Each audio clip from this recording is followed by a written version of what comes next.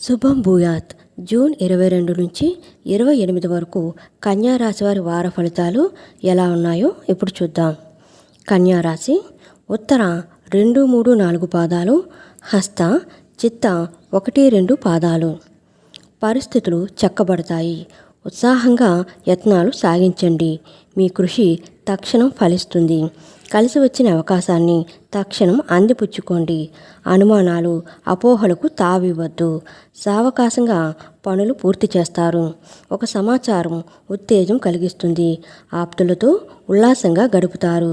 ధనలాభం ఉంది. ఆర్భాటాలకు విపరీతంగా ఖర్చు చేస్తారు.